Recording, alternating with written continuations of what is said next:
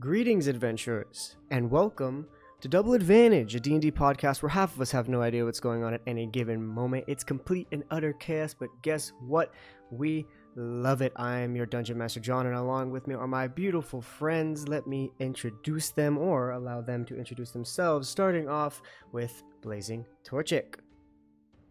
Hello everybody, my name is Blazing Torchic, aka Dan, and in this D&D thing, I play Melon Sakado, the male wood elf, who is also a rogue, has really cool psychic blades, which I go stabby stab, and no blood, which is very nice and sanitary. And yeah, I'm just the rogue of the group. Hell yeah. Up next, we have BryceKrispie. What's going on, guys? BryceKrispie here. I play Volstagg, the half-orc druid, Circle of the Moon, and I am the kind of all-arounder character of the group. I have some spells to heal, and I can dish out some damage, especially when I wild shape into dire bears or dire wolves, not dire bears yet. But yeah, so that's pretty much my character in a nutshell. Hell yeah. And last but certainly not least, Datsunami. Hey, yo, what's going on, you guys? I am playing Arias Scald. I am the cleric of the group. I keep these boys alive and like to buff them up until I want to, disintegrate some fools myself. Exactly. And if you want to see him disintegrate some fools, go check a couple episodes back. I'm sure you'll enjoy that. But before we go ahead and get into all that, a couple of announcements really quickly. Go support the artists of the show, Mitch, Ninja, and Renny, Texas. Without them, none of this would be possible. Also, all of the people that I just mentioned, go check them out as well. Me and Blazing Torchic are starting the Soul Link back up. BryceKrispie is doing some mystery minifigures for D&D openings. Might even be doing some mini painting here in the future. And Datsunami is just fucking killing it with Tasty Penguin on his Pixelmon grind. And some new stuff in the works between the two of us as well. So keep that in your watch list. But yes, all their links will be down below. Please go support them. And last but certainly not least, English is hard. Go ahead and Jesus. Today is not my day, I guess. Our continued collaboration with the lovebracelet.org, helping them fight against domestic violence. Go ahead and use code ADVANTAGE double for 30% off your purchase. And that's it. So, without further ado, unless you guys have any announcements really quickly. Nope. I don't have any. Alrighty. Let's go ahead and get into episode 18 of Double Advantage. After defeating the dastardly cult of the Cloaked Serpent, Zophosophidia, our three intrepid adventurers discussed their next mountain to climb, and landed on Volstagg's old home, the Keelmark Heights. After hearing this, their friend Buksabi the Tabaxi bartender offered up the idea of visiting his sister and her family over in the town of Zota, not too terribly far from the Keelmark Heights. After talking it over, they decided to travel aboard the Silked Maiden once again with Captain Quinn and crew. They said their goodbyes, packed their things, and before they knew it, they were on their way to Port Tinsley to start the next part of their story. So, with that, currently the timetable is 3 weeks, 21 days more or less, depending on how the weather fares. What we're going to go ahead and do is, because 21 days is a lot to go day by day, I'm going to do it week by week. So that's 3 weeks. I'm going to have you guys roll for the event/weather, so each of you will get a chance to determine what goes on. So each of you will be to blame if something goes awry. So let's go ahead, and whoever wants to go first, you guys can discuss that amongst yourself. Who wants to take the reins on this? I will have you roll a d20 for me to determine Torchic. the outcome. Oh wow! Are we just gonna go by? Should we just go by introduction order? That's Sure. pretty much where I I'm okay with that. Yeah, that's fine. Okay. I was like, damn, we putting Torchic on the chopping block that soon? I was like, god damn. Right, because it's just a D20, right? Yes, just a standard d20. Okay. 16. 16. Okay, not bad. Let me go ahead. Please, no dragons. Let me go ahead and consult. I wouldn't throw a dragon at you this soon. I mean, I might want to, but I'm not. Out of the sea, a copper dragon rises. Yeah, out of the sea, a copper dragon rises, breathing its. Is copper fire I or don't is know. copper lightning? I don't know. It doesn't I matter. can't remember. There That was is the no only dragon dragon. that popped in my head. There is no dragon, thankfully. Actually, instead, you are met with beautiful weather, perfect for seafaring travel. No storms. It's sun in the sky, no clouds at all, for 7 days. And so with that as well too. So that's the week of the weather. If there is anything you wish to accomplish within that week, just let me know. If there's any conversations you wish to have, any activities you want to try and accomplish, just let me know. And if not, then we'll move on to the next week. I'm all good. Yeah, I mean, I would just be adjusting again to, getting my sea legs again, just for the Yeah. time being, and just watching the stars at night and then just going to bed. All right, sounds good. Volstagg, anything from you? Probably just taking in the open ocean, readjusting, like Tsunami said. Might do some fishing, just to, Okay. because Volstagg is, he's got that fishing rod still. So Go ahead and go ahead and roll me a d20. Let's see what you manage here. roll. Jeez. Let me see. What did you It was a get? 10. A 10. All right. You catch some cod. Okay. Some nice cod. I can grill some cod. You can make some fish and chips, do whatever you need to do. So yeah, it's a good catch this week. And Sakudo, anything from you? Nope, nothing from me this week.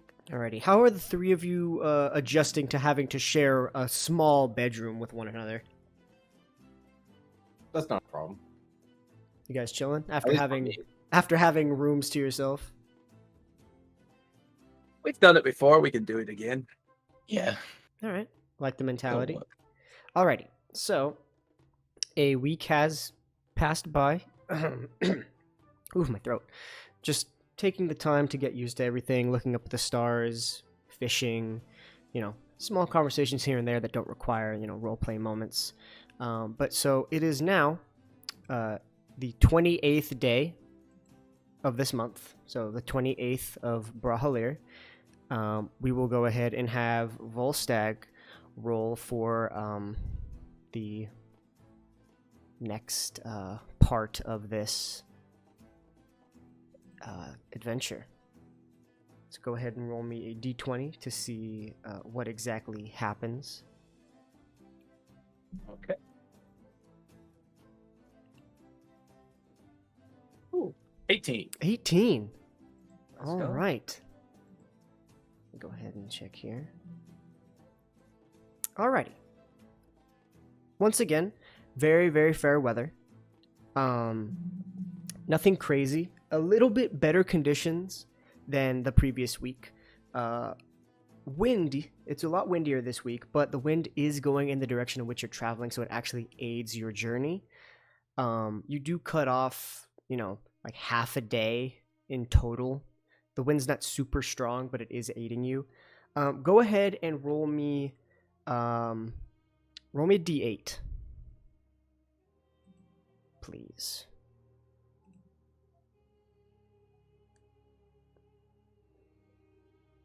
Let's see what you got here. A 4. Okay. Hello?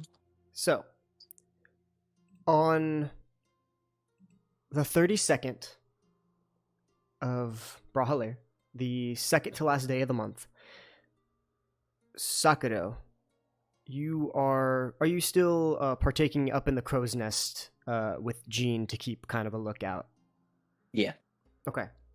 You two are playing cards, keeping a watch, and out of the corner of your eye, you can see another vessel coming in the direction you are going. So, if things continue, you will be passing each other. Okay. Just alert the captain of the ship that's approaching. See if he knows anything about it. Alrighty, he's currently doing some, mundane tasks, and he looks up and he says, "Right, what color are the sails?" What color are the sails? Go ahead and make a perception check. Okay. Oh god. Alright. At this distance, you cannot tell. It's too far away right now. I'll just shout back, don't know. Alright, for now, just, let's all gather right here on the deck, and we'll figure out how to proceed. And you watch as the rest of the crew comes onto the deck. Volstagg and Skald, you two are summoned up from wherever you are to like the main area of the ship. And Volstagg and Skald, make a perception check for me, please.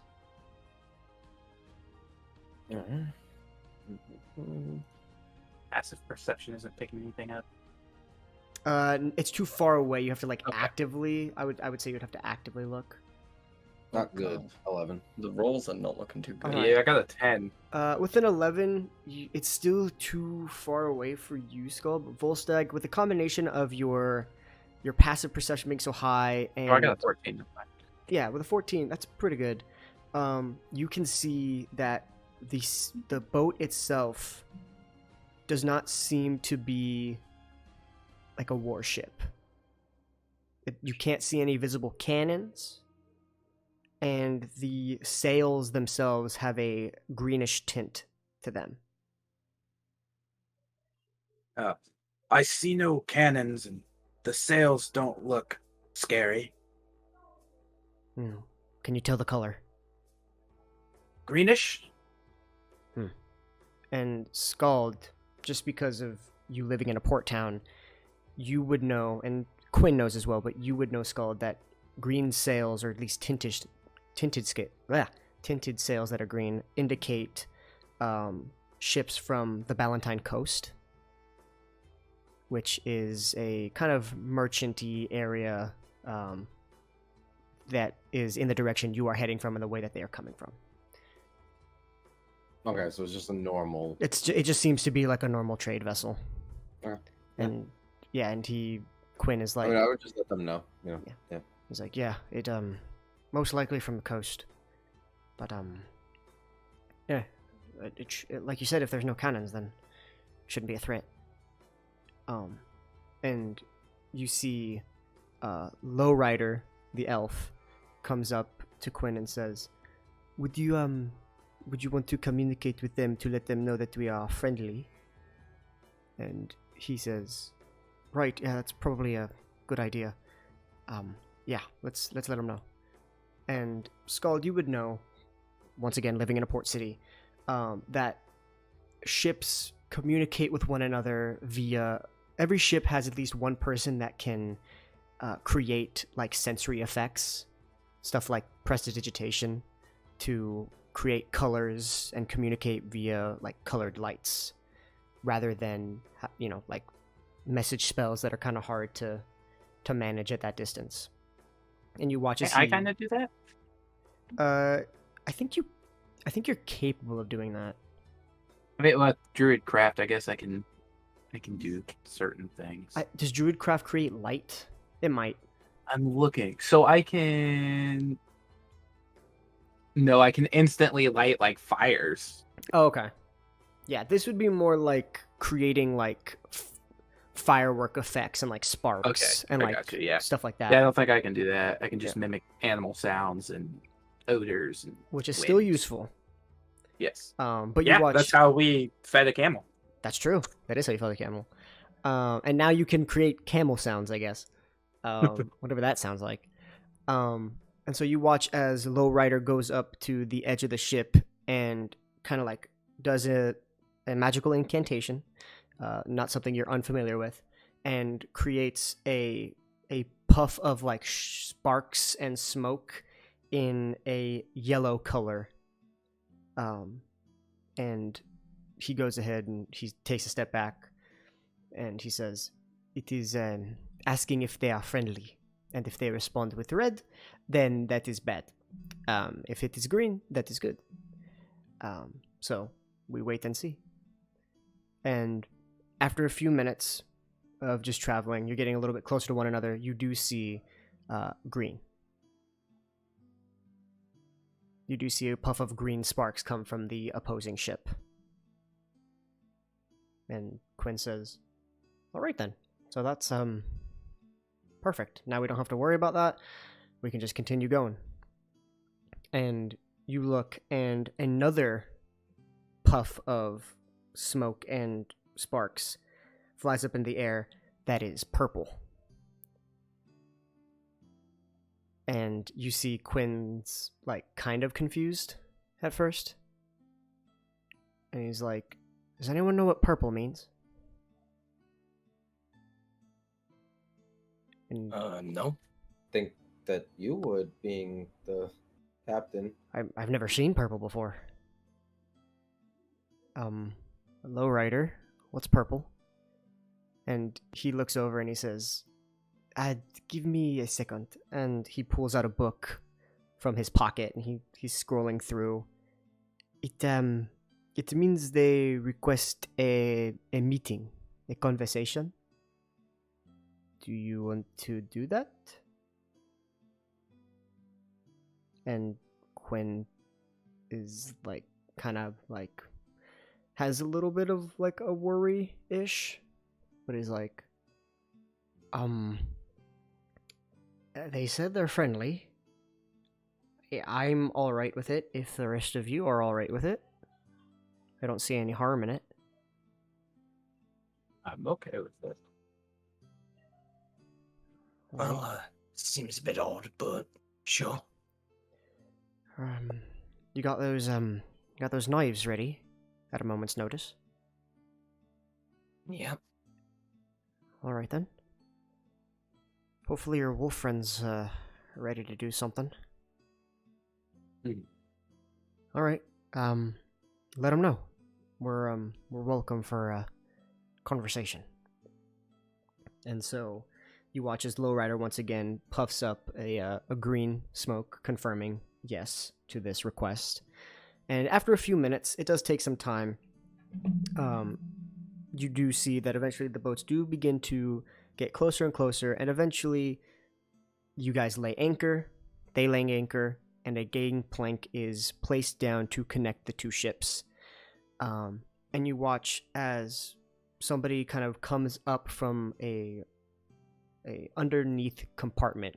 The boat's very similar in construction to the boat that you are currently in. This is a trade ship as well, so the Silked Maiden is very similar to this ship that you're seeing. And Volstagg, your passive perception fucking off the charts, you see that on the front of the boat, the name of this boat is the Murky Misfit.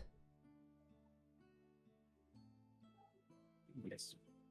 And it's written in like a pinkish coloration, like cursive. And out from the staircase comes a very pale-skinned half-elf with orange curly hair that kind of flops to like the lower chin, like kind of mid-neck. Kind of hard to pin down a gender. And they walk up they don't walk onto your ship because that would be disrespectful in the boat world, but kind of walks out onto the middle of the gangplank and introduces themselves and says, hello, my name is Jamie. We are merchants, and we're offering services. We have a bunch of items that we have just brought over from the coast. If you wish to peruse, our ship is yours to purvey, and if you have anything you wish to sell, we would purchase it from you greatly. If not, we will be on our way. We just like to offer our services to people before we actually reach the land, because people on the land can be quite aggressive in their pursuits to wager and barter. So, if you wish, please be my guest.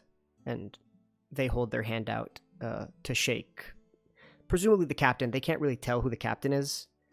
But Quinn will go up and shake their hand and say, "My name's Quinn. That's Lowrider. That's Jean. That's Beanstalk. And these are, well, heroes in my mind."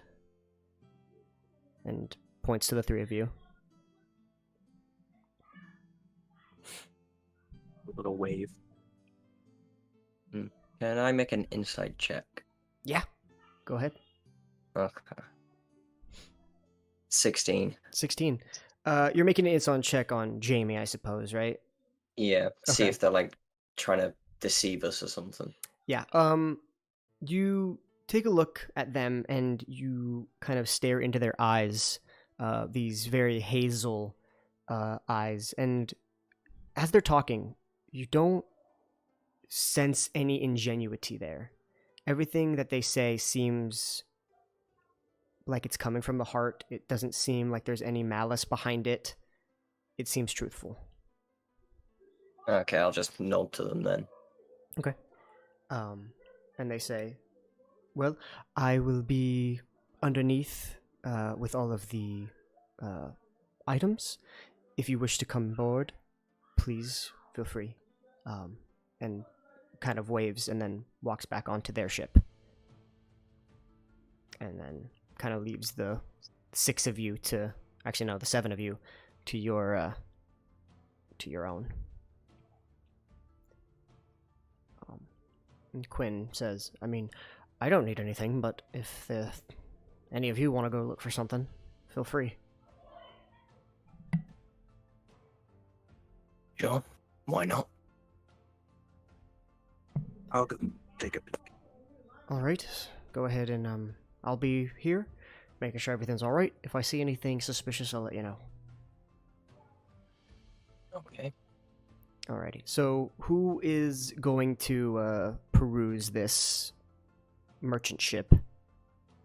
I'm gonna go. Takado. I think he Yep. said he'd go, so. Alrighty. I'll just go to keep them safe. Okay. You watch as Jean comes along as well as like an advocate for his group of people, and the other two, Beanstalk and Lowrider, stay with Quinn to protect him. And so the 4 of you go ahead, you make your way in. You could see, the rest of the crew, tending to different parts of the ship, swabbing the deck, stuff like that. You go ahead, you make your way down, and the setup of this ship is very similar to yours. The same room layout, the same kind of kitchen-y area with some seating. Excuse me. And you walk down and you see Jamie, and they say, "The boxes with all of their lids open are all of the items we wish to sell today. We are also accepting trades as well, if you have any items that you may want to gain monetary value for. So please, have a look around."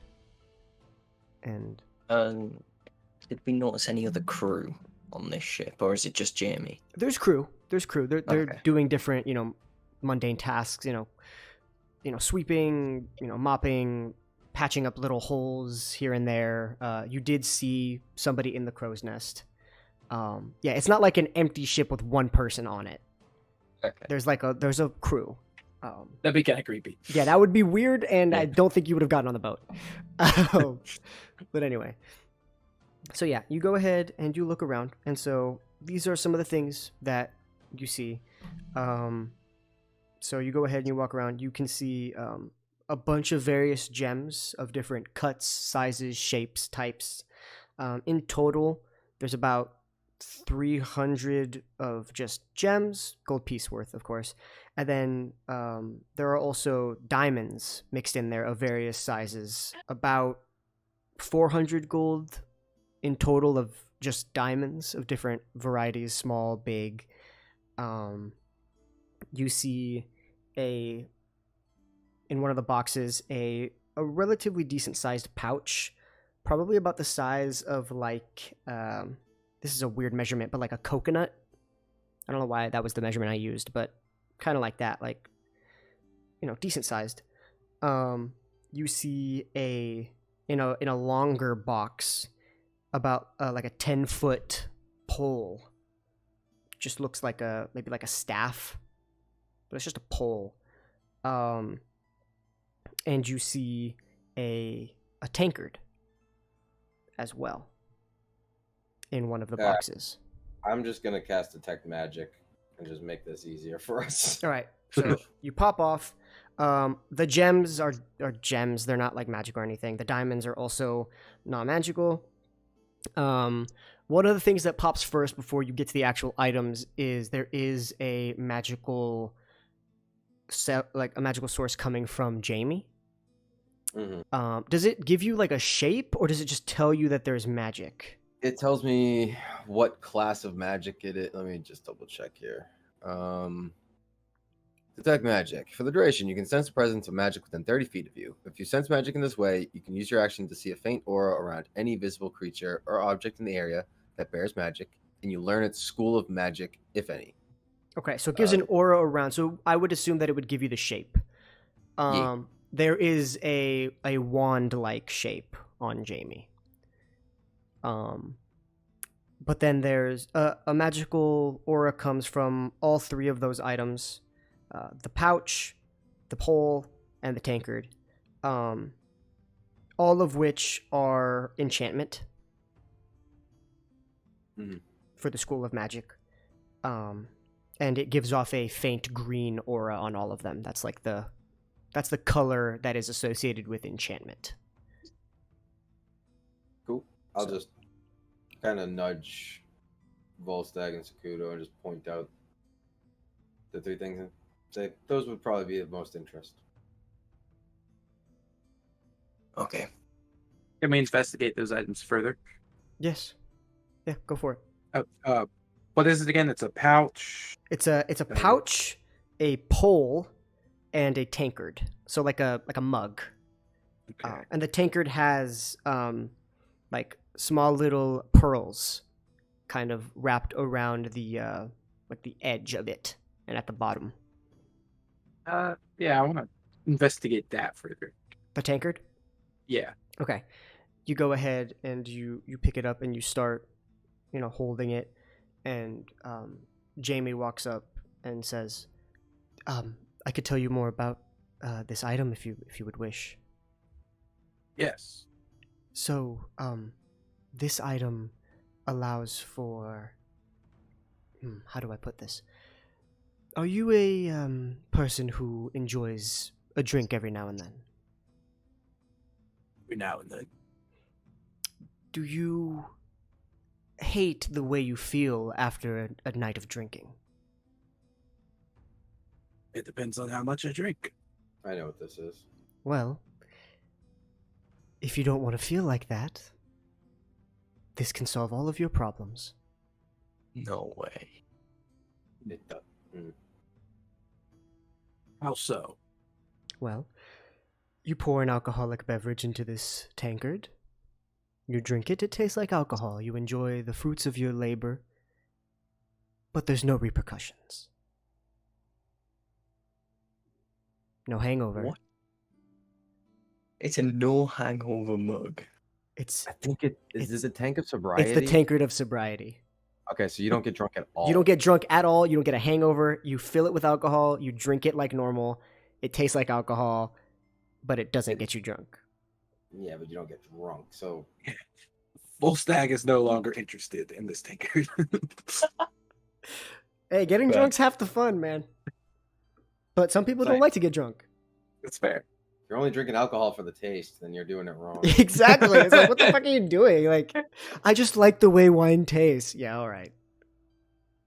Sure. Can I investigate the pole thing? Yes, of course. Maybe. Shush. Okay, I'm The sorry. pole thing and the squirt stick. The Sorry, pole couldn't help. thing, the squirt stick, the Oh, non-drunk drinking thing. Anyway, you go over and you touch it and you pick it up, and Jamie comes over and says, "May I?" Like, holds their hands out. Yeah, I just hand them the pole. All right. Giggity. You watch as they they speak a word, an arcane word, and the pole transforms from just it just looks like a stick, a 10-foot stick. And you watch as they speak this word, and it turns into a fishing pole. And Whoa. They speak the word again, and it turns back into a stick. Or a pole. Well, that's something. It's for easier carrying purposes, I suppose. Just looks like a normal stick, but it can be very useful. Hey, Volstagg, they got a fishing rod thing here.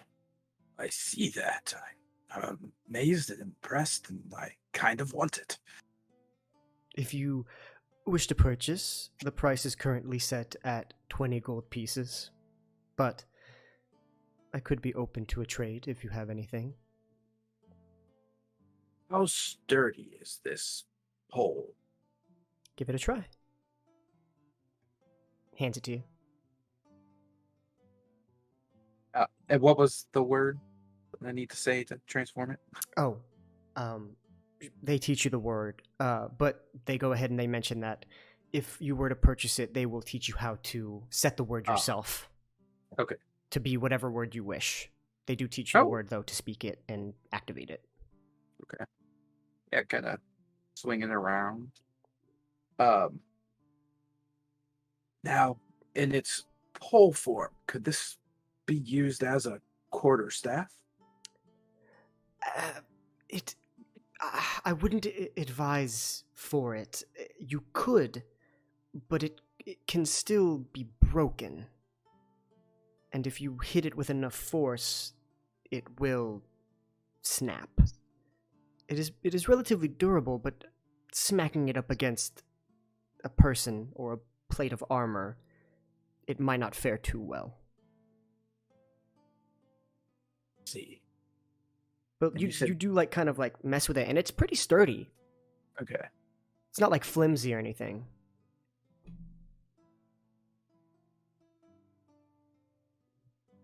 I think I'll purchase this. Wonderful. That is fantastic news. Are you doing trade or are you doing gold? Think I really have anything to trade them? Unless they want my old fishing kit. They decline. They say, Yeah. no. It's okay. We wouldn't want to take that from you. Then, just straight up pay for it. All right. You hand them the 20 gold, and they pocket it, and they say, thank you for your patronage. Is there anything else anyone would like to peruse? There's that pouch thingy. Just go over and look at it. All right, it's a relatively decent sized pouch. Excuse me. Oh wow, what is going on? Okay, sorry about that. You pick up the pouch, and it seems empty. It also has kind of like a belt that looks like you can kind of tie it to your waist, but it appears empty.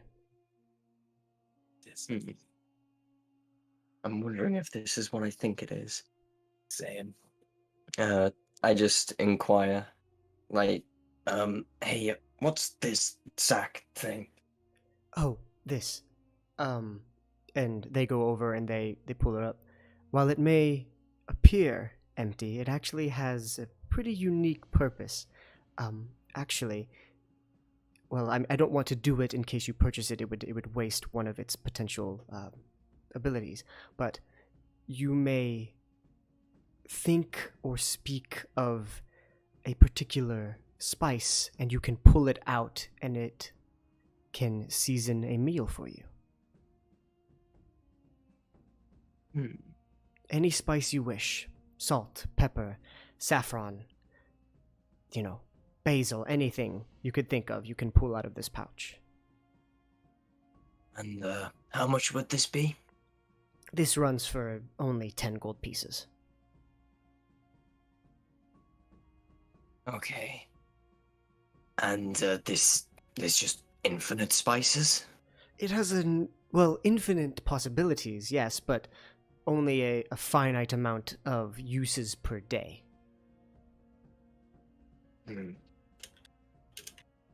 Okay.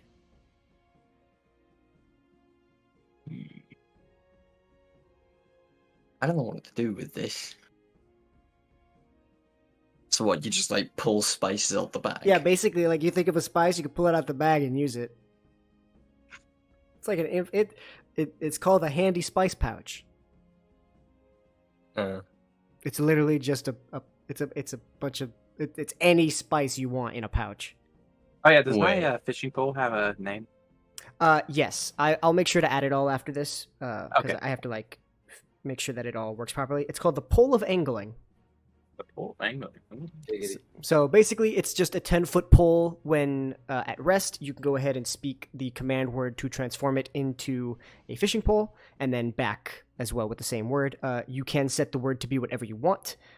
Jamie does teach you how to do that. So whatever word you wish, whether it be a phrase in a different language, in orc, or if it's just like straight up all you need to say is fish, and it turns. I was thinking just fish. Then yeah, it'll do Okay. that. So Jamie will teach you how to do that, and so you can figure that out yourself. But yes, and so there's still those gems too as well. Anything you want to sell, and then the handy spice pouch. So hypothetically speaking, if I were to take spice out of the pouch and sell it, I mean, it's not enough. It's like a pinch. It's not enough to like okay. gain any. It's basically like you think about. Let's say you like want cinnamon. You think of cinnamon or say cinnamon. You reach in the pouch, pull out like a pinch of cinnamon, and it's enough to season like a meal. Okay, I'll just put it back down. Just like, okay, that's certainly interesting, but nothing I really need at the moment. And that is okay. We appreciate it nonetheless. And they kind of put their hands together and say, anything else? If not, we can all part our own ways. Volstagg speaks it. Do you perhaps have a loot on board? A loot. I can have someone check the back for you if you would wish. Yes, please. Of course. And they go ahead and they snap their fingers and request somebody and say, yeah, this fine gentleman's looking for a loot. If you could procure one, that would be fantastic. And they begin to walk off. Yeah, okay. Just like a standard loot? Are you looking for like a magical loot or just like a loot? Just standard loot. Okay. And so while that person is off looking for a loot, Jamie says, and please feel free to deny this, but may I ask where you're hailing from? Itaro is where we just came from. Ah, yes. A vacation, or are you residents? Business. I kind of, trip. yeah.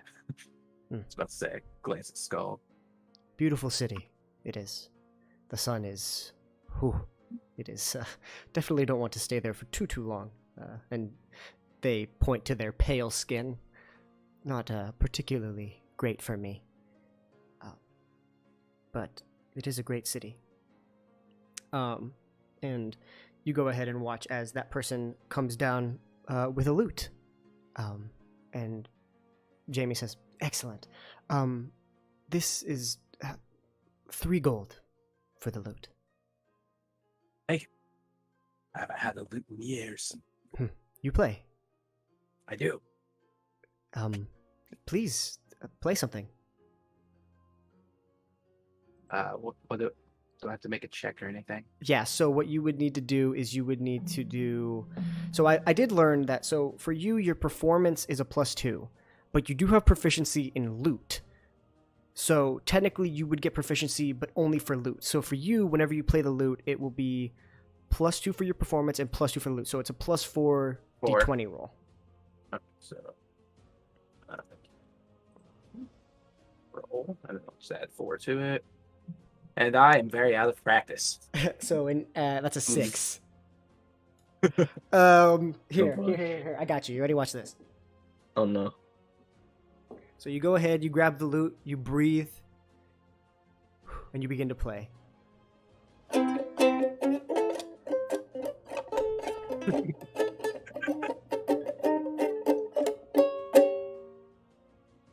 Different sectors just like face palming, trying to hide. Wait, can I actually like do the hide action? Sure. Well, for you to be a bonus, you could do it as a bonus action.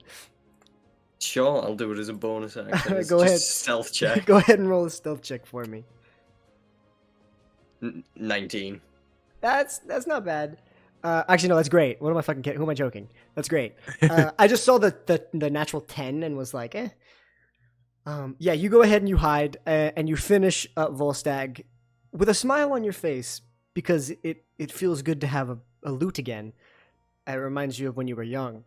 You look up and everybody's just like trying to hold back a laugh. But not in like a malicious way or anything. It's just like a... I guess I'm a little out of practice, guys. It's been a few years. Don't worry, it happens to the best of us.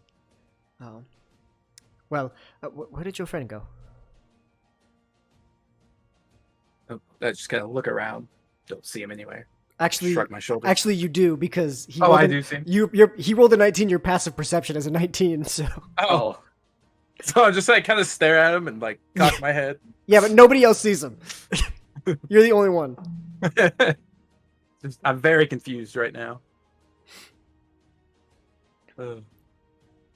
But yeah, eventually you'll come out of your little hidey hole, and Jamie will say, "Well, I do appreciate your patronage." And Jean actually kind of steps up and says, "Actually, how much for the spice pouch?" Again, and Jamie says, 10. And Jean goes ahead and pulls out 10 gold and purchases the pouch. I think this could be really good. We can make some really good stuff with this. And goes ahead and ties it to his waist, kind of clips it. It's got like, it's like a, you know what? I take it back. It's just a fanny pack that you can pull spices out of. I take it back.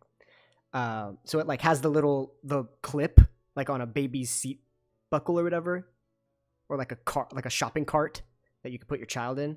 It's like that. And so with that, Jamie goes ahead and walks you guys up if that's all you guys want to do here. Yeah, I'm happy. I got a loot and a fishing boat. Alrighty. You go ahead, you make your way back up to the boat. Captain Quinn and the other two are kind of just sitting playing a game of cards. And Quinn's like, right, you got everything you needed. Believe so. Alright. Well, Jamie, was it? It was a pleasure doing business with you, and hope your travels are fair. Jamie says, as to you as well, thank you for your patronage, and please, take care. And they go ahead and they pull the gangplank off, and eventually as time goes by, the two ships begin to grow more distant and distant from one another, until you can no longer see them. So. Did we lose him? Oh, am I gone? I think we lost I'm him. gone, huh? Yep. Fuck. I thought it was me at first. I did too. I was like, oh no, Yeah, they're silent. What do we do now? The DM's gone. It's chaos. So the other ship started leaving, and now we are still on our way to Bryce's homeland. And so this is going to be the third week of travel coming up here. So that was the second week. Cool. Wait, he can still hear us. I think I don't know if he still can. He says he can. He just said he can hear us, but we can't. Oh, hear really? him. Yeah. Oh no, his computer froze. It sounds like. Oh no. Keep it going. Good boys. Yo, so yeah, we're still on the high seas. Third week. All right, so this morning we woke up, you guys, and it was choppy. Wait, I'm back. I think I'm back. He's back. Oh, Okay. All right. Sorry about that. That was fucking funny. I could hear you guys.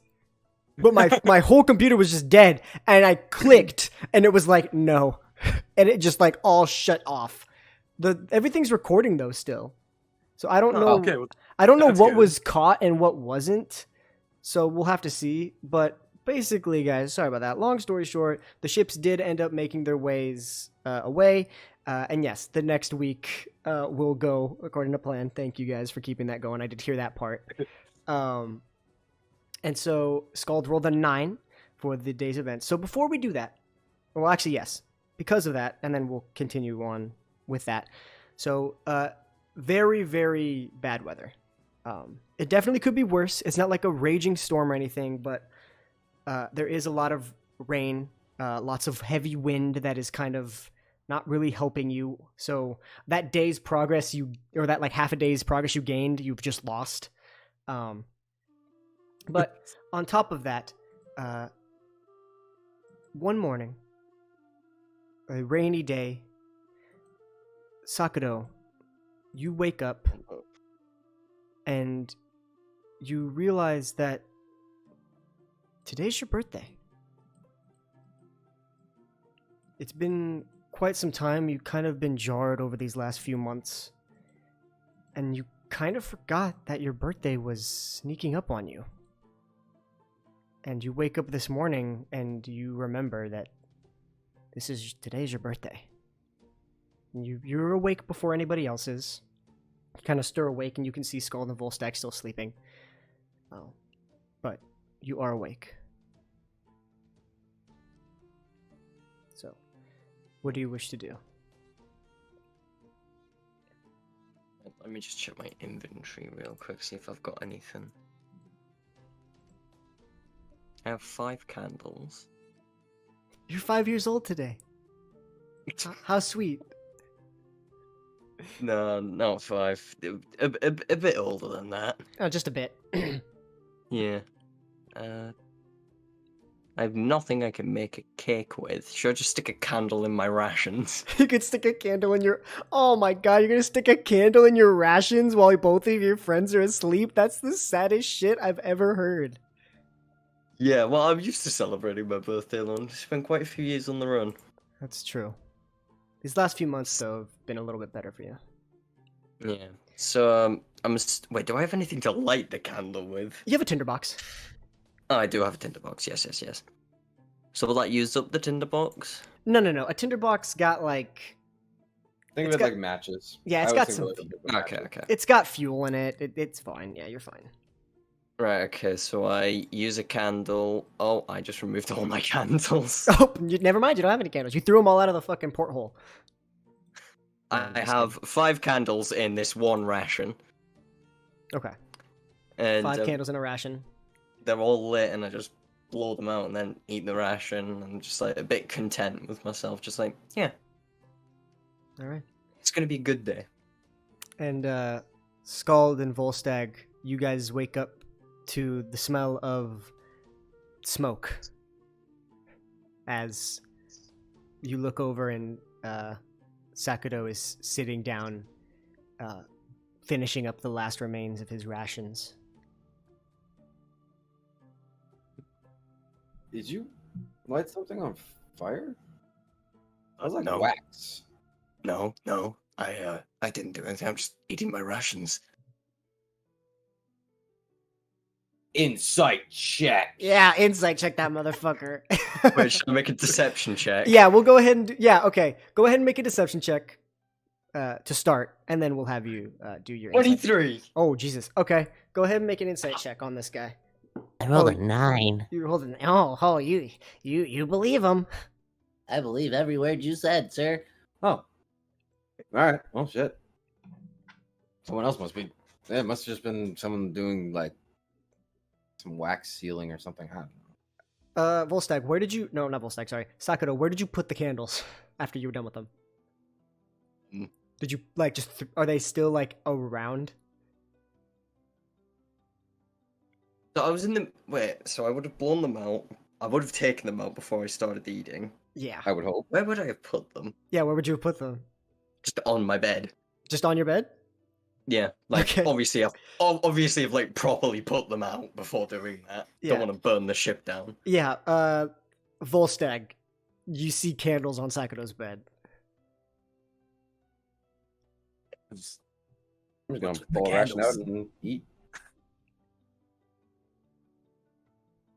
It's just going through my stuff. Okay, just pass it off as whatever. All right. You guys go ahead and spend the rest of your day. You guys go ahead and open up some rations on, yourselves, eat up for the morning. And you guys are getting ready for the day. And yeah. Whatever you guys want to continue talking about, if you wish to, or if you wish to just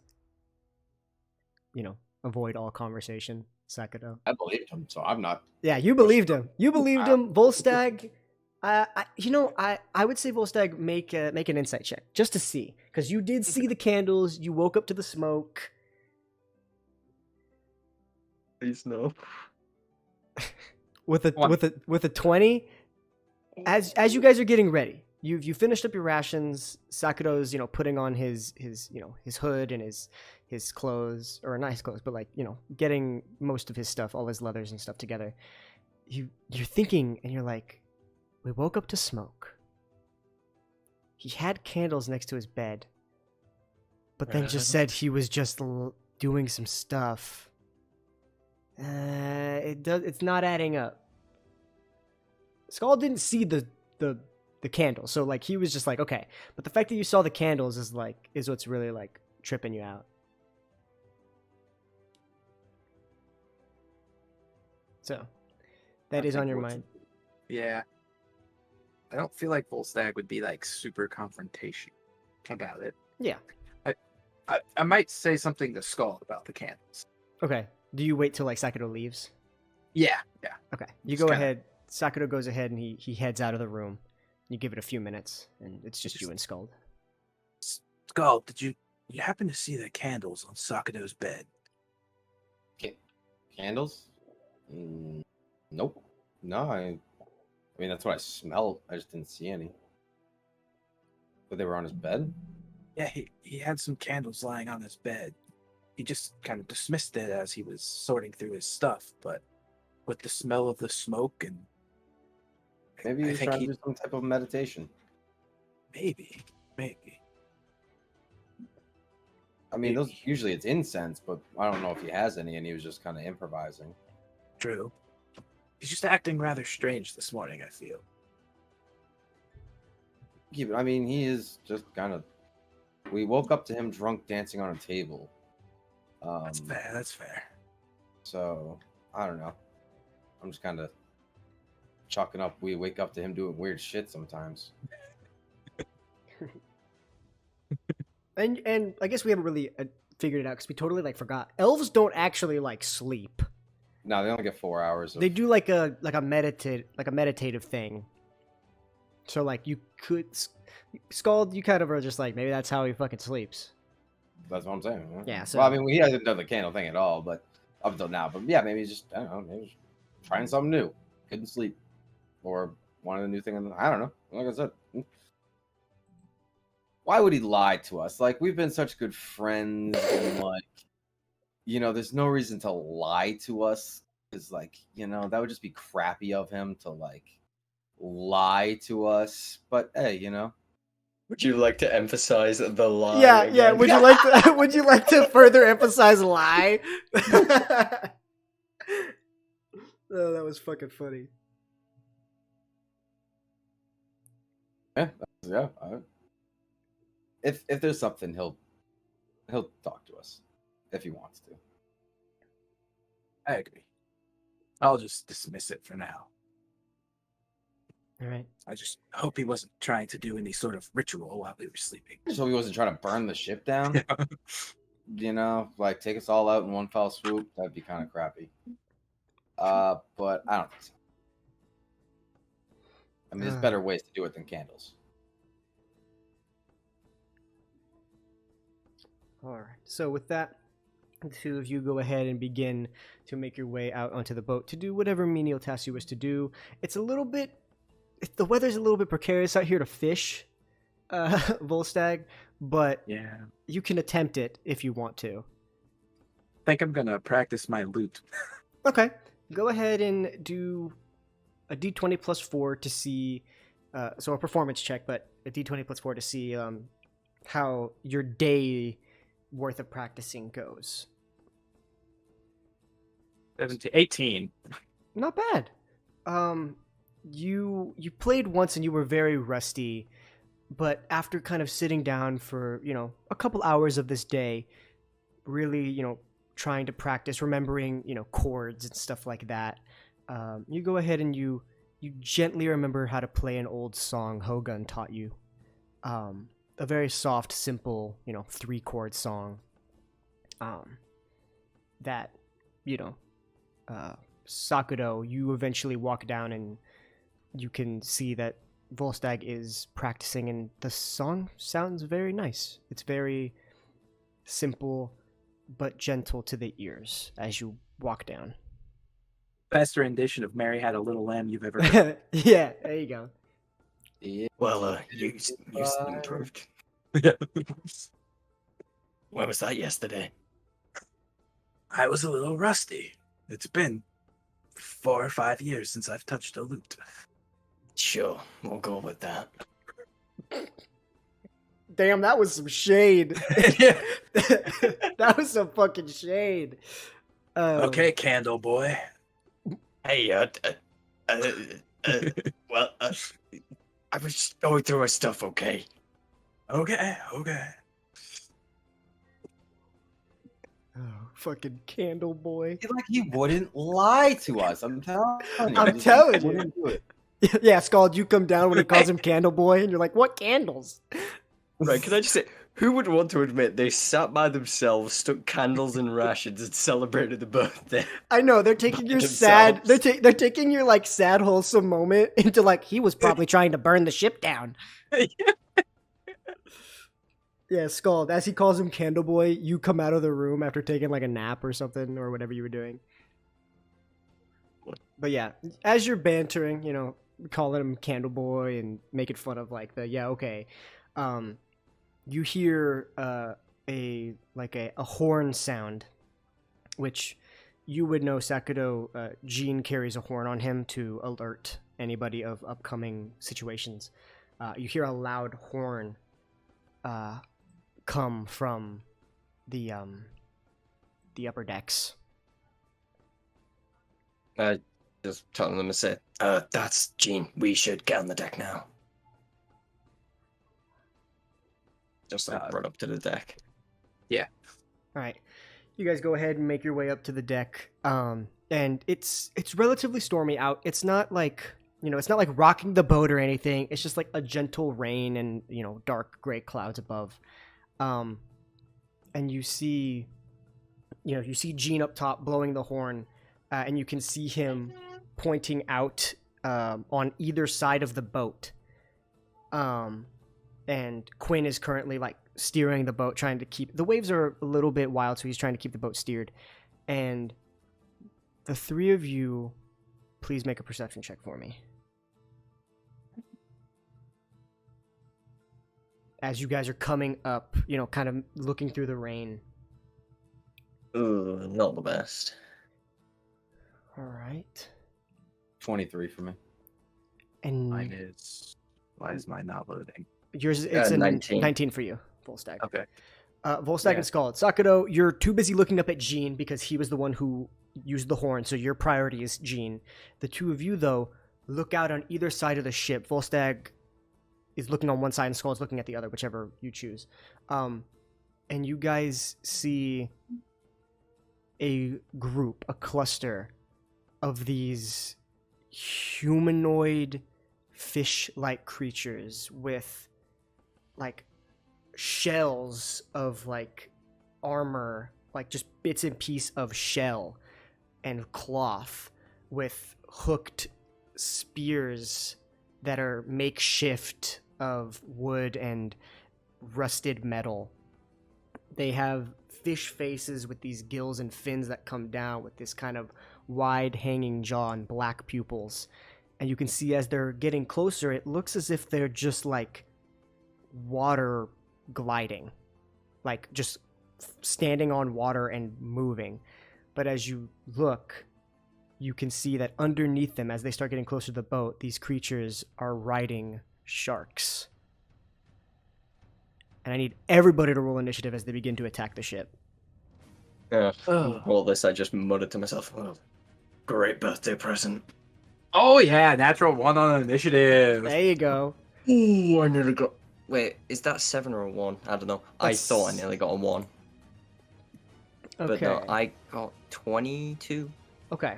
Let me go ahead, and this is going to be a little bit interesting because there's quite a bit of them. So I'm going to go ahead and pull out this map because there is a map.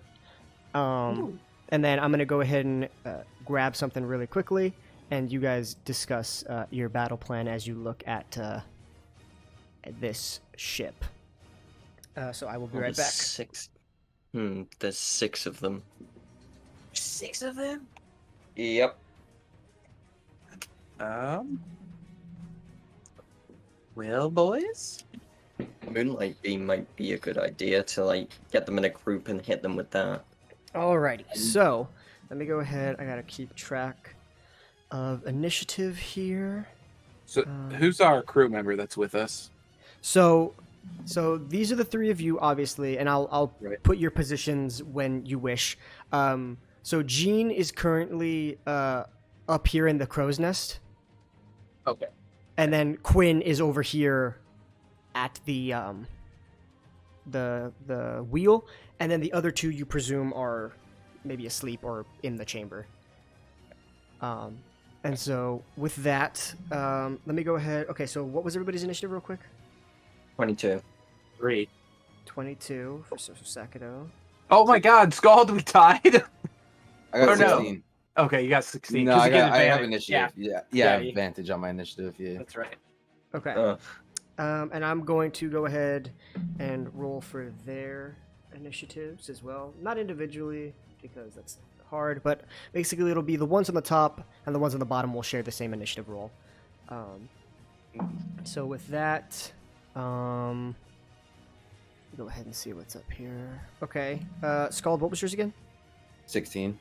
Okay. All right. And then... shit. Okay, Volstagg, what is your... Not what is your modifier, but what is your dex? Like the actual Dex? number. 14. 14. Okay. Alrighty. So, let's go ahead and set up where you guys are. Where would each of you have been?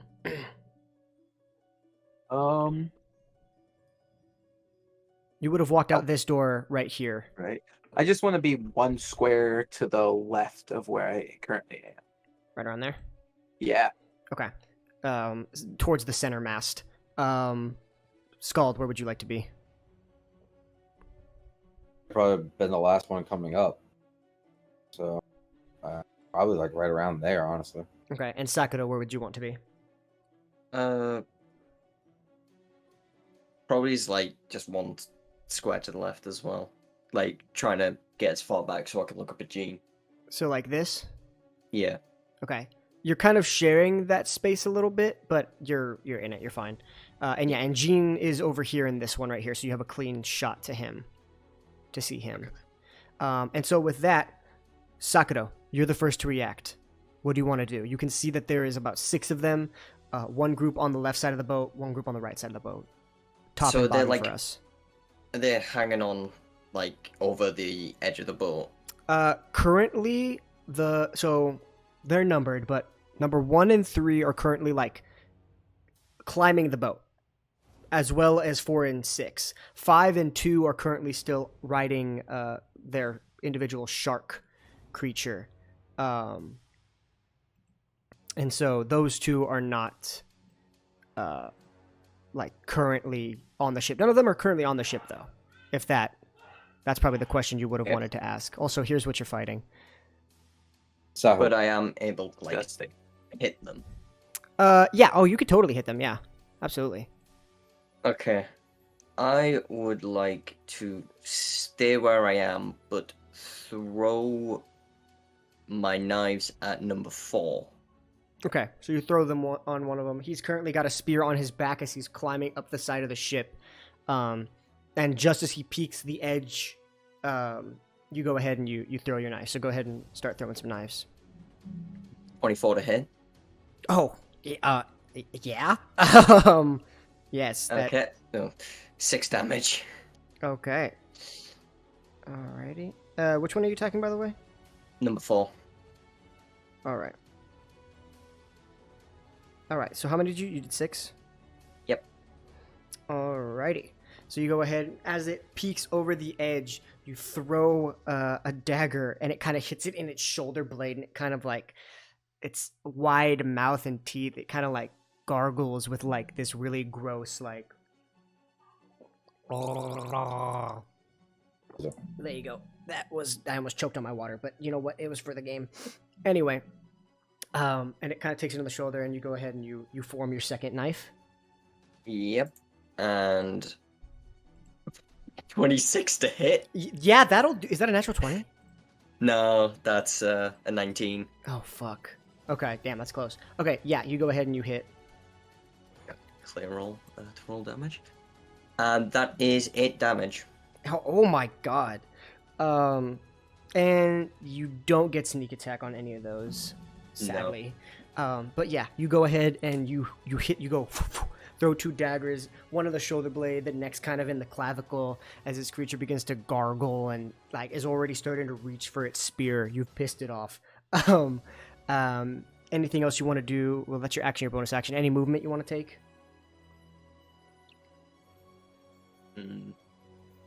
No, I'll stay where I am, quite Okay. close to the others. All right, Scald, your turn. I'm just gonna cast Bless on us. Alrighty. So that means we get an extra D4 to our attack rolls and saving throws. Alrighty. You got concentration on you, and the 2 of you are blessed. Go ahead and mark you so you guys know. Alrighty. Anything you want to do with an action or a bonus action? Or I'm sorry, that was your action. Anything you want to do with a bonus action or movement? Sorry. Yeah. No, I'll just stay in the middle. Alrighty. And that's good. All right, cool. So you go ahead and you touch your holy symbol, and you guys watch as this radiant orange-yellow energy kind of swirls around and then sparks off into both of your guys' directions, kind of hitting you guys in your backs, and you guys feel this divine energy fill through you. And it's a very familiar sense that Scald has casted Bless. And so with that, it is the group on the top of the boat, or on the right side of the boat. So these 2, numbers 1 and 3, climb up and are now on the boat as part of their movement. And then this one goes ahead and makes it right here to the edge of the boat. And then this one is going to come over here. So now you got 2 on you, Volstagg. They're not flanking you, though. But they can attack you. So 1 is going to... let me go ahead and check here. Let me see what they can do. Yeah, so number 1 is going to multi-attack you. So we're going to go ahead and do... So it's going to go ahead and try and jab its makeshift spear into you with a... That's a 9. Ooh. That's not gonna hit. Yeah, I didn't think so. And then it's going to growl in frustration and kind of like, put its fist down, and it's going to try and bite at you with another 9. So we're just gonna not talk about it. No, but it's kind of rearing still from the fact that it had to like climb up. It like climbed up and then tried to rush you, and you like dodged out of the way, and then it tried to bite you, and you're like kind of moving out. Your reflexes are just too fast for this creature. But the other one, number 2, he is going to throw his spear at you because he can't get to you without doing anything. So, gonna throw the spear at you for a 21 to hit. Hit. And you go ahead and you take 6 points of piercing damage as it kind of hits you in your side of the stomach and kind of grazes past you. It doesn't stick into you or anything, but it just cuts through you and pierces into the ground next to you. It leaves a pretty large wound that starts to bleed a little bit. And with that, it is going to... That's the end of its turn. And then the third one is going to attack you now. And it has the ability Blood Frenzy. So the creature has advantage on melee attack rolls against any creature that doesn't have all of its hit points. So since you've lost some hit points and you are now bleeding, you watch as this character's eyes kind of enlarge. If it had pupils, the pupils would be huge. And it's going to go ahead and make multi-attack on you as well with advantage. So for the spear attack, that's an 18 to hit. That hits. Alrighty, and you take 5 points of piercing damage as it pierces into your chest a little bit, once again ripping some flesh. And then it's going to try and bite you directly on where it just hit you to get a taste of that sweet, sweet blood. And that's a dirty 20. So that hits. And you take... Sorry, let me grab my dice here. 3 points of piercing damage as it bites into you, and you look and it's licking the blood off of its face, and its eyes are just filled with bloodlust. And with that, after getting fucking ganged up on, it is your turn, Volstagg. Okay. I am going to go ahead and wild shape into a giant octopus. Oh shit. Oh. Oh. Okay. Yeah. We got okay. Yeah. Okay, Octostag. All right, you go ahead and you, after just getting beaten up and battered, you go ahead and you take the edge of your cape, which currently, because of the area around you, not only is an oceanscape, but the cape looks like a thunderous oceanscape. And you pull it across, and you start to transform with a flash of green, divine, not divine, but nature-based energy. You go ahead and you turn into a giant octopus. So let me go ahead and pull that up, because I need to know what that does. Okay, so you are now a giant octopus, which, while out of water, you can hold your breath for 1 hour. Oh, damn. Yeah. Fucking crazy. Okay. You are now a giant octopus on the middle of this boat. And large. Is large 2 spaces or 1 space when you transform? It's the 2x2. Yeah. Okay. I believe you. So I'm going to take a quick look. It takes up 4 squares. It does take up 4 squares. Okay. I thought that's what it did, but I just wanted to make sure because I don't want to get flamed in the comments. Nice. So, okay, this is going to be interesting. So you transform, and it becomes you become huge. Not huge, but you know what I mean. Right, Bigger. So let me go ahead and create this so we can make sure everything's okay. You will be brown for now. That's fine. And so you create that space. You kind of get shunted, Scald, but I'll let you choose where you get shunted. Where do you want to go? You can get shunted anywhere, actually, 1 space, so whichever you choose. I'm probably down towards... All right, you go ahead and get shunted as you turn into this large form. We'll just put you like that to cover you up. So yeah, technically where you're at, you can attack either one of them because of how big you are. A slightly greenish tinted octopus. I'm gonna attack number 3 since he, did the most damage to me. All right, go ahead and make some attacks. All right, so that is a d20 plus 5 to hit. Okay. Excuse me. Oh my god, I got an 8. That's gonna miss. Add the bless.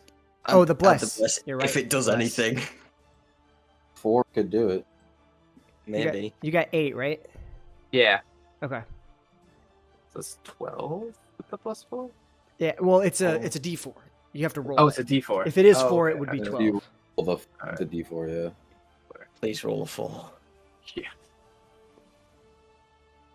Let's go. Oh my god. Nice. What? So that's a 12? Yeah. 12 just hits. Yes. Okay.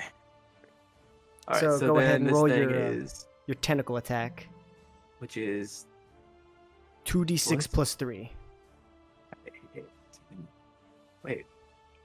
Why does that say 10 That's like in front? that's like for DMs. Like instead of rolling dice, I could just say that you take 10. Oh, It's It's like an an easy- average. Yeah, it's like average. Average. That way you don't have to like roll copious amounts of dice. Oh, well. Yeah. I'd rather roll the dice. It's fun. I don't know why people don't want to roll dice. It's weird. That's what Yeah. D&D is. It's a click clack dice game. Clicky clack. Okay, 2d6. Rolling now. 3, so 6 damage. All right, 6 damage to number 3.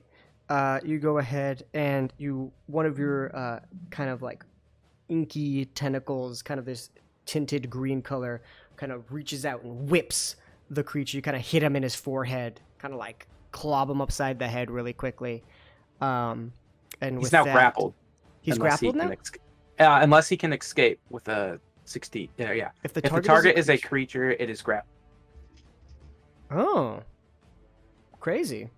Damn, Yeah. it's just an automatic grapple. That's fucking crazy. Okay. With a DC 16. God damn. Okay, cool. So he is restrained. Anything else you wish to Kick do? ass. No, I don't think I can.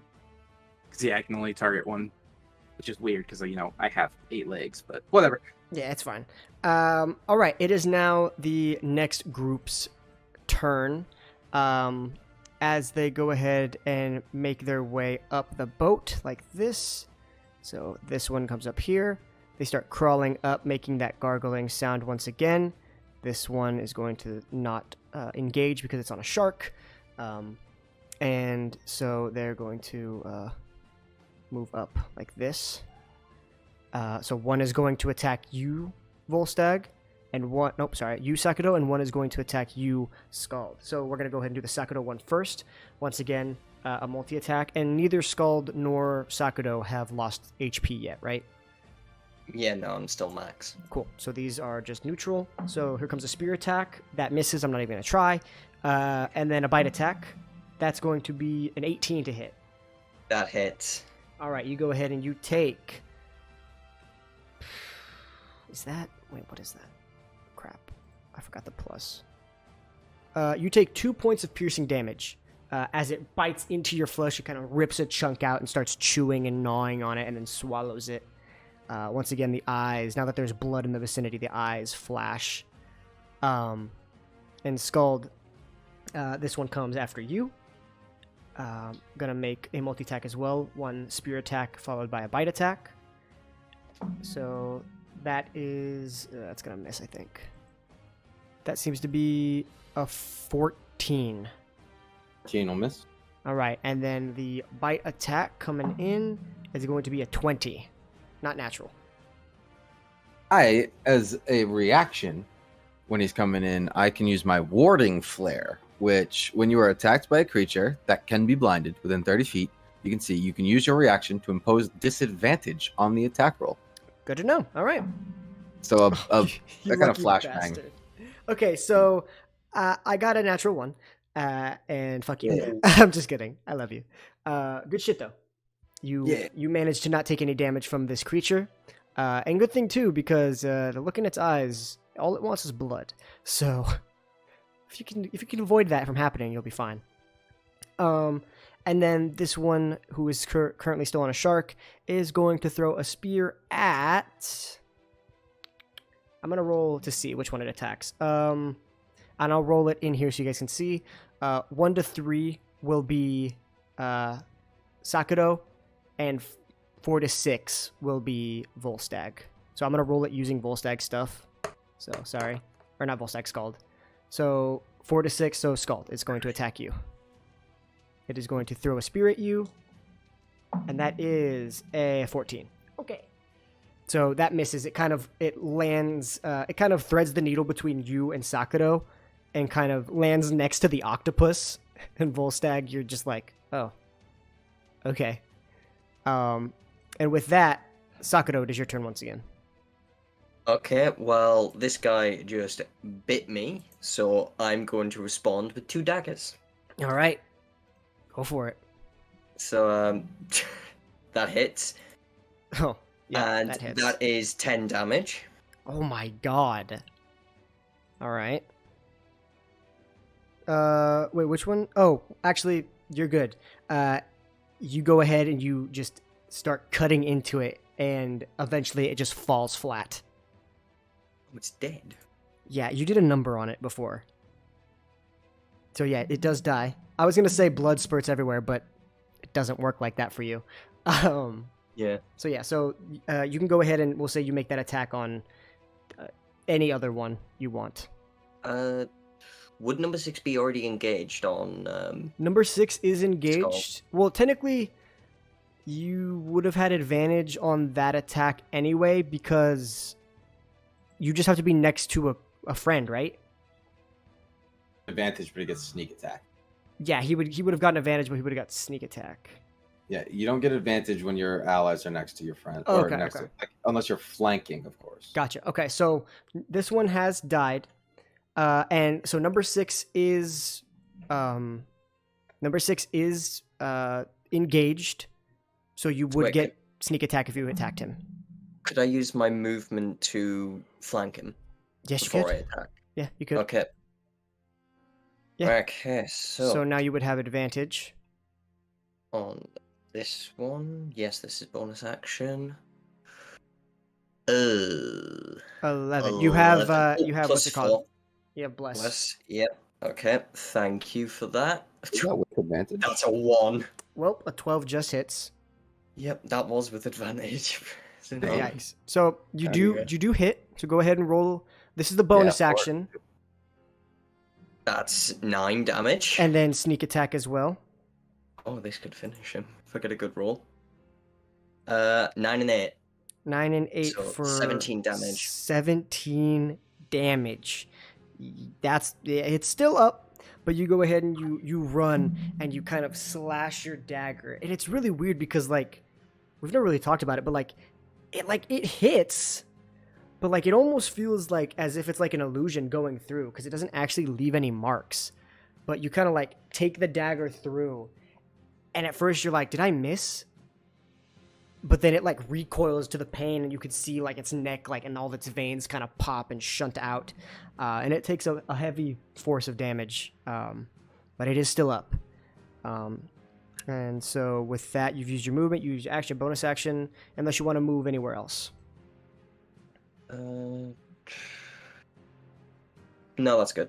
Okay, that's going to be Scald. Okie dokie. I'm going to cast, just so they don't keep getting an advantage. How much health are you down, Sakuto? 2 health. 2? Yeah. Yes. But they get advantage on you. So I'm going to just cast a healing word stupidly. At least stop you that. Okay, Alrighty. level 1 healing word. You get those 2 health back. Congrats. Okay. Okay, to that, and then I will bonus action. Healing word was bonus action. Yeah, healing word is bonus action. Full action.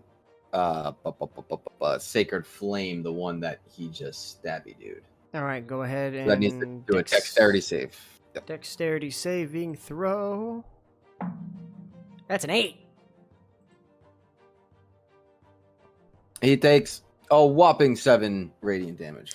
Yeah. How do you want to end this creature's life? You know, just kind of cause like a nice little spiral of radiant energy to go around him, and then it just kind of doesn't eviscerate him or anything. Just ends him. You know. Alrighty, and with that, he falls to the floor, and it is now the top group's turn to go. This one is going to hop off the shark onto the little platform very easy. It now has that right there. And because you wild shaped, you technically didn't. You still have like all your hit points. So Yes. Yeah. you kind of solved that problem. But he no longer has a spear.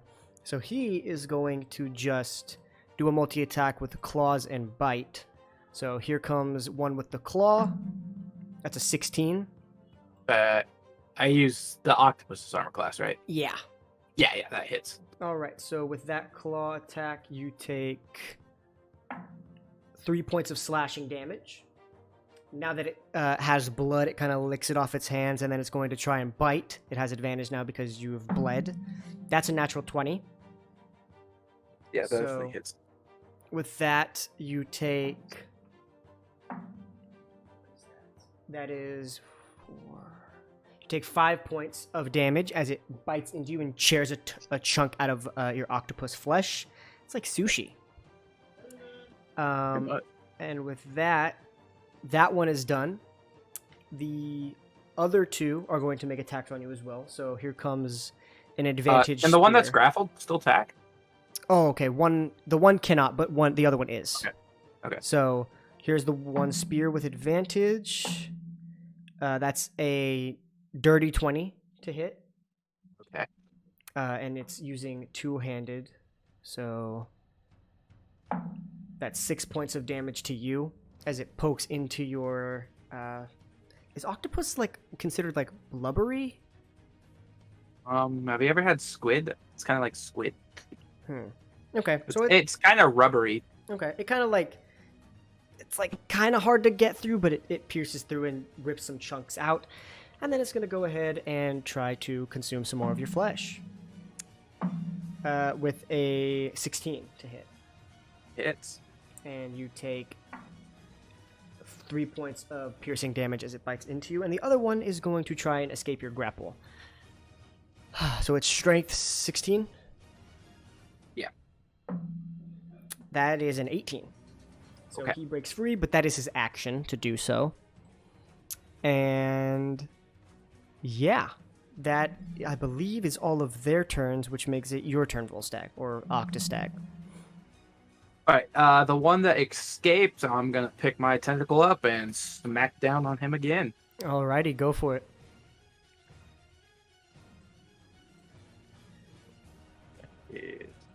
A natural 1. Alrighty. Yeah, you go ahead and you try to whip one of your tentacles out, and it kind of pulls up its spear and kind of pushes the tentacle away. It just escaped your grasp. It's not going to let you do it again. And so with that, I believe that's the end of your turn? Yep. Alrighty. And with that, it is now all the people on the bottom that are remaining. This one is going to hop off its shark and come over here to pick up its spear that it had thrown, and it is going to attack you, Scald, with the spear and a multi-attack. So here comes the spear. That is 17 to hit. That would... I'm going to use, since I've had my turn since I used the last one, I'll use my reaction again to Warding Flare. Alrighty. So disadvantage. Yeah, that misses now. That's only an 11. Yep. So that goes ahead and that misses. And then it's going to make a bite attack on you. And you haven't lost any health yet, right? I have not. I don't think you have. Okay. So Nope. standard attack. That is a 19 to hit. Yeah. Alrighty. So with that, you take 3 points of piercing damage as it bites into you, kind of on your forearm, and rips a little bit of a chunk out and begins to gnaw on your flesh. It's kind of like hanging out of its mouth a little bit. And with that, that one's turn is over, and this one is kind of in between a rock and a hard place. Is going to once again, I'm gonna roll for it because I don't really know. So 1 to 3 Sakudo, 4 to 6 is Scald, and it is Scald. Alrighty. So with that, it is going to make a spear attack against you with advantage because you've lost health. That's a 16 to hit. Yeah, just hits. Okay. You take 9 points of piercing damage. Oh. as it kind of sticks it into your stomach region and then pulls out a chunk of flesh. And then it is going to try and bite you. And it missed. So, okay, it's all good. So yeah, you go ahead and you start taking a heavy beating from these two. And Sakura, you watch as your friend is getting just absolutely like beat up over in the corner. Okay, so it's my turn, right? It is your turn now, yes. Okay, 6 is dead, isn't it? Yeah, Scald killed him. Yeah, Scald So, killed him. Oh wait, so then technically one of those attacks wouldn't have gone through. I Okay. fucked up. So that 9, you didn't actually take. So, yeah, that's totally my fault. So yeah, you just get back 9 hit points that you had lost. Yeah, because that one's dead. All right, so Sakura, your turn. Right, I'm going to flank number 5. Alrighty. You go ahead and get behind this creature who has attacked your friend, and go ahead and roll your attacks. So that's advantage. Advantage, correct? and you will get sneak attack on the first hit. Okay. 23 to hit, that hits. So you will get sneak attack as So- well. 11 damage, and that's not even including sneak attack. So let's roll for sneak attack. 21 damage on the first hit. 21 damage in a single turn. All right, go ahead and make your next attack. Oh, it's not dead. Okay. Well, advantage on the bonus attack then. Well, that's a nat 20. Yeah, how do you want to end this creature's life? You don't even. It was on 1 HP. Oh, I want to roll anyway, see what would have got. Yeah, go ahead and roll your damage. 12 on a crit. 12 on a crit. Damn. Now, if you would have crit on your last one, you would have done 42? Yeah. Fuck. Okay, and let's Alright. update the death count. Yeah, so or that kill that count. guy is dead. How do you kill this creature? Because he's gone. So I flank around him, summon the first knife, right in the heart, or where I assume the heart would be on this creature, and being the left of the body. Stab him there. I see he's not dead, so I summon the other knife, stab it right into the right side of his neck. Nice. All right. And if this creature could bleed with your knives, it would be bleeding on the floor. But instead, it just dropped dead as its brain matter was melted. So that creature is long gone. And with that, it is now Scald, your turn, as you watch Sakura absolutely obliterate this almost in one go. Just dead.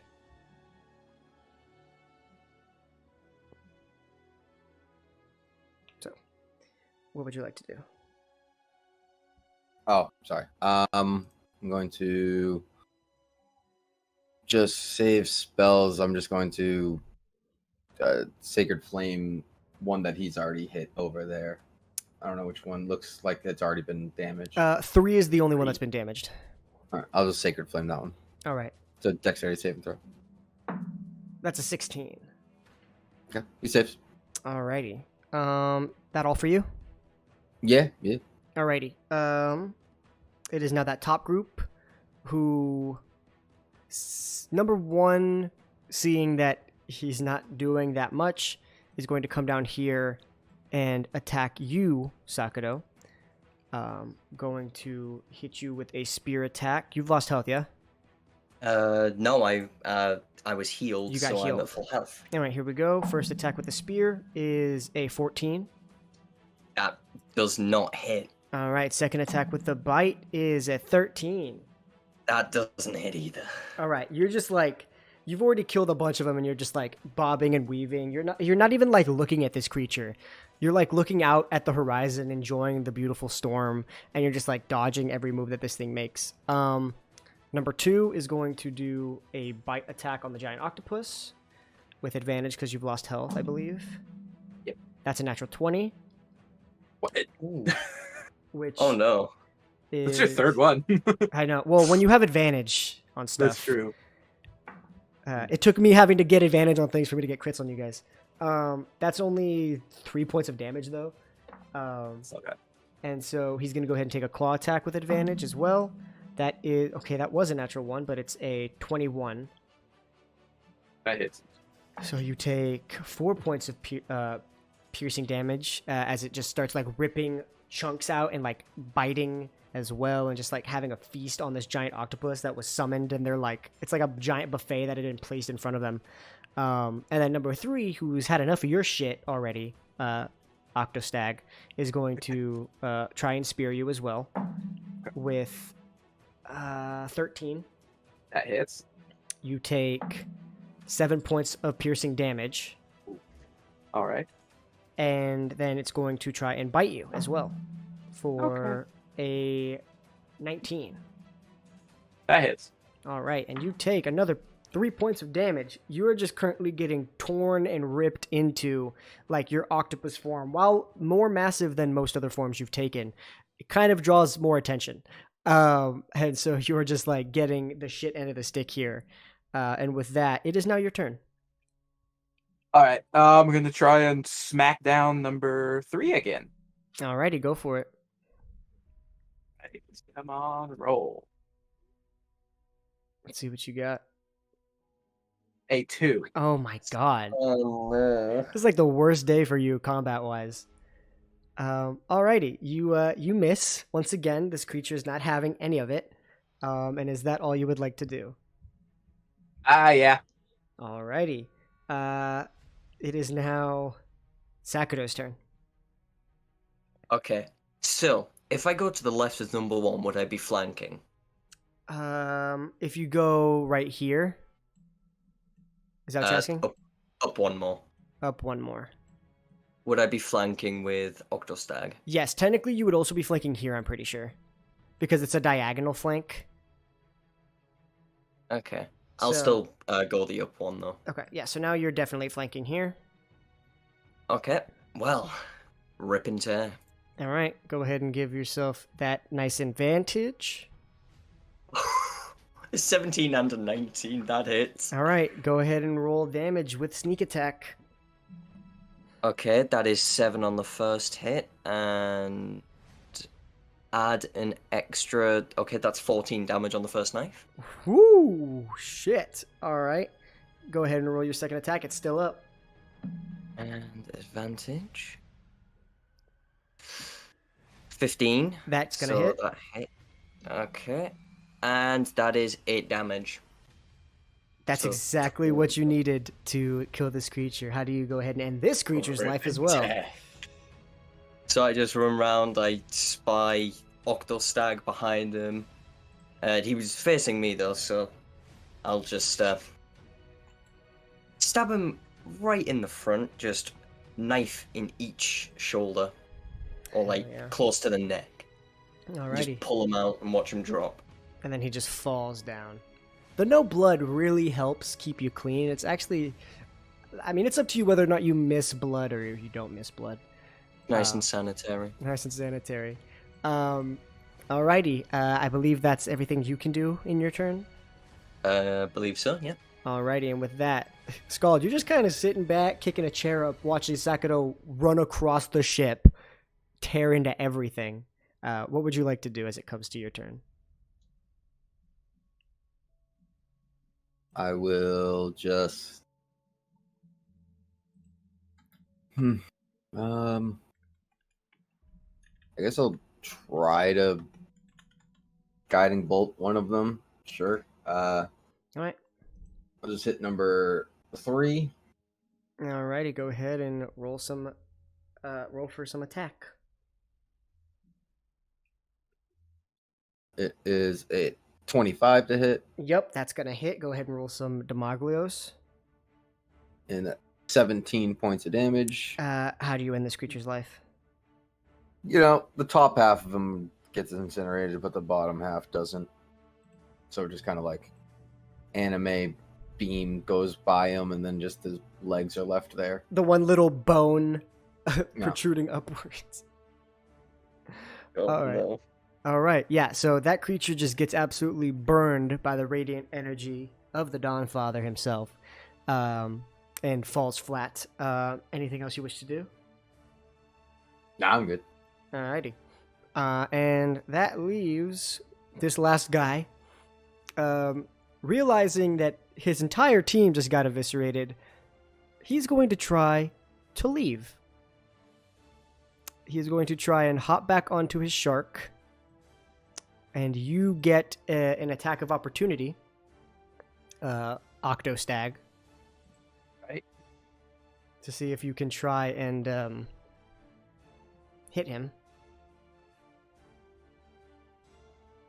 So just roll a regular attack. All right. Does it have the advantage or my +5 on it? Yeah, Or- it's just a Okay, normal it's just- attack. Okay. Okay. I You just gotcha. get to try to hit him while he's leaving. 14. That'd be a 19. Yeah, that's gonna hit. So go ahead and roll some Okay. damage. And he's grappled.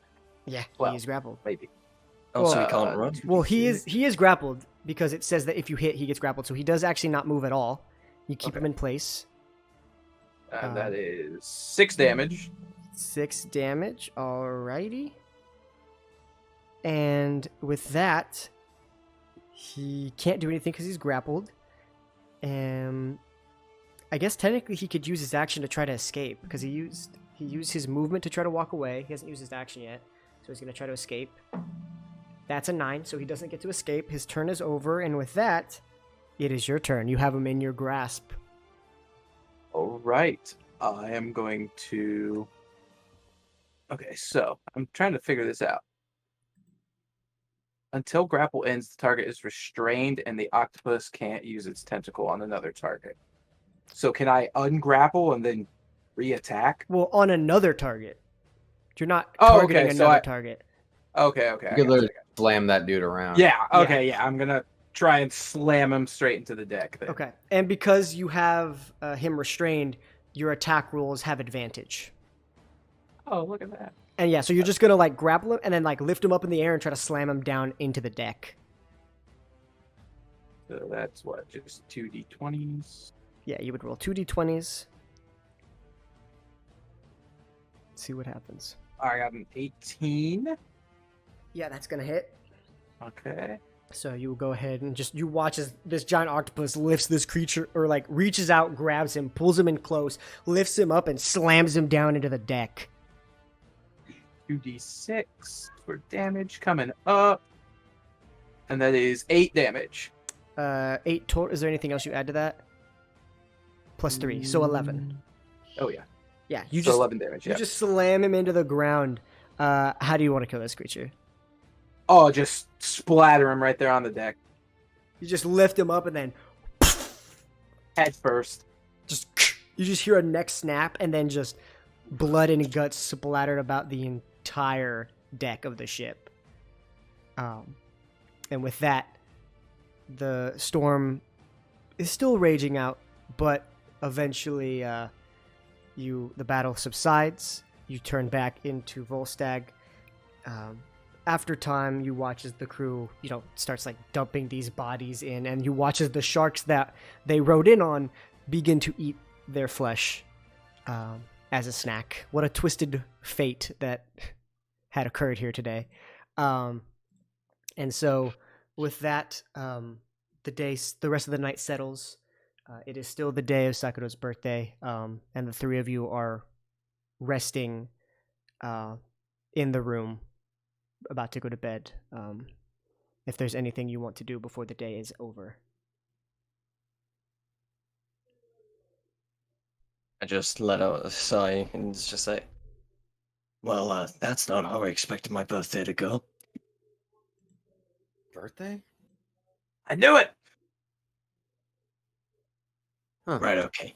No guy wants to admit that he celebrated a birthday by himself, okay? But you're not by yourself. You What guys about- weren't awake, and I was hungry. But Yeah, you coulda could have woke woke us us up, my man. That's an important day, and we are friends now.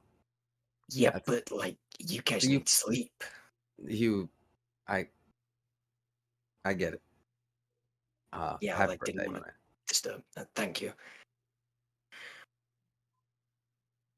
76. Jeez.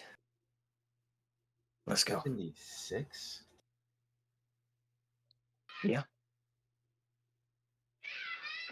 Oh, well, you are Elves. elven, so that's still Yeah, young. we tend to drag on for quite a while. Drag on. All right. Well, that was fun. Let's I was throw these knocked bodies yesterday. overboard. And with that, you go ahead and you finish up the rest of the night. Go ahead and sleep. And the rest of the journey is a relatively stormy, but eventually calm journey. And eventually, on the 9th of Rajar, which is the current day, you guys land in the port city of Port Tinsley to see what next adventure awaits you on your trip to Zota and beyond. So with that, we're going to go ahead and end this episode. Thank you guys once again for being here. I was not oh my god, that was so funny. The candle situation. Like, what do you mean? There's no candles. What are you talking about? Oh man, but ladies and gentlemen, thank you so much for watching. We do appreciate it. Go ahead and follow all these lovely people down below once again. They are great and they deserve your support. You deserve to go watch them. Treat yourself. So with that, thank you guys so much. Stay safe out there. Enjoy your squirt sticks, and we will see you guys next time. Peace out. See ya. Later.